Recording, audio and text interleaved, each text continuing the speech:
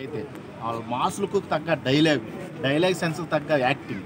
అక్కడ ట్రాక్టర్ మీద దూకే సీన్ అయితే కానీ, ఆ బొట్ల బస్తాన్ని చించుకొని వచ్చే సీన్ అయితే కానీ చాలా మాస్ ఎలివేషన్ కనబడింది నాకు. అందులోకి ఎక్స్పెషల్లీ బాగా ఎక్స్పర్ట్ అయిన మ్యూజిక్ డైరెక్టర్ ఏఆర్ రెహమాన్ గారు. ఇవన్నీ కూడా చూస్తుంటే ఈసారి ప్రపంచమే, ఈసారి అరాచకం సృష్టించబోతున్నాడు. అది కూడా RC-16తో రామ్ చరణ్ గారి కెరీర్లోనే పెద్ద అరాచకం అని చెప్పొచ్చు. అలాగే రత్నవేలు గారి సినిమాటోగ్రఫీ ఎలా ఉంది? ఇంతకుముందు ఆయన రంగస్థలంకి దేవరా లాంటి సినిమాలకు పనిచేశారు. సో మరి అది ఎలా అనిపించింది? ఆయన కూడా సుకుమార్ రంగస్థలం, దేవరా ఈ సినిమాలు ఏ టైప్లో ఎలివేషన్స్ కనపడతాయి మీకు అందరికీ తెలుసు. ఇప్పుడు రత్నవేల గురించి సపరేట్గా చెప్పాల్సిన వాళ్ళు ఆల్రెడీ ఇంపాక్ట్ క్రియేట్ చేసుకున్నాడు. జనాల్లో ఒక ఫ్యాన్ పేజ్ అయితే తయారైపోయింది. కాబట్టి ఈ సినిమాలో కూడా ఆయన్ని ఇంకా అంతకు మించి ఎక్స్పెక్ట్ చేయొచ్చు. అర్థమైందా?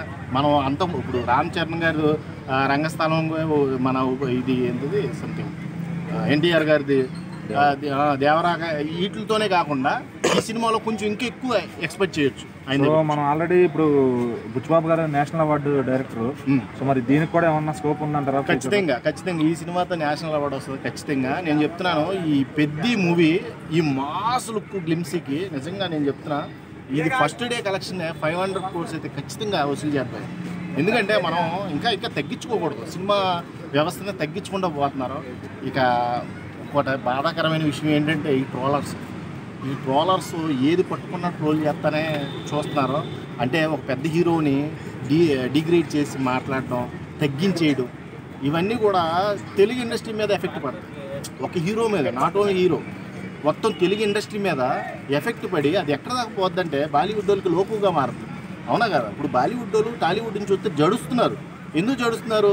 అలాంటి డైరెక్టర్స్ ఉన్నారు రా బాబు అక్కడ, అలాంటి హీరోస్ తయారవుతున్నారు. మనం ఇంకా స్పీడ్ అవ్వాలి.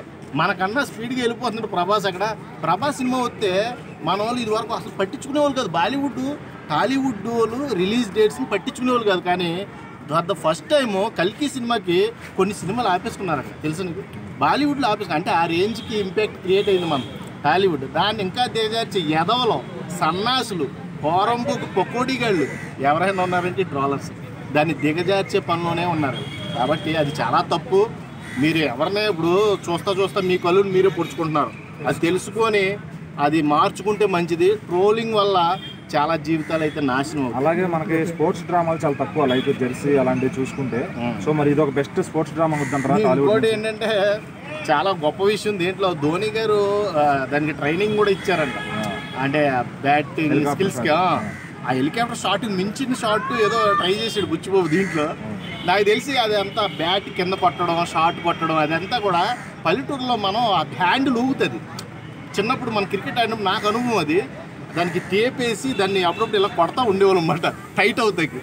సో ఇది హీరోయిజం ఎలివేట్ చేయాలి కాబట్టి ఖచ్చితంగా ఎలివేషన్ షాటే అనుకుంటున్నాను నేను, ఆ టైప్ ఆఫ్ షాటే అనుకుంటున్నా.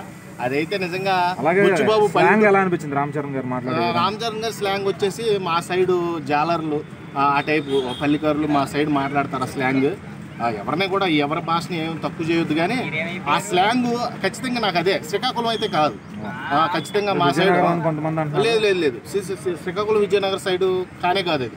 శ్రీకాకుళంలో వాళ్ళది కొంచెం యాస్ ఇంకా బాగా అక్కడ వాళ్ళ లోకల్ వాళ్ళని తీసుకున్నాడు ఆయన యాక్టర్స్. బుచ్చిబాబు ఆల్రెడీ మా సైడు ప్రాంతీయుల్ని తీసుకున్నాడు నాకు తెలిసి. ఈ బుచ్చిబాబు కథలన్నీ కూడా ఎలా ఉంటాయంటే ఆయన పెరిగిన వాతావరణంలోంచే పుట్టుకొస్తాయి కథలు. అలాంటిదే ఈ పెద్ది కూడా.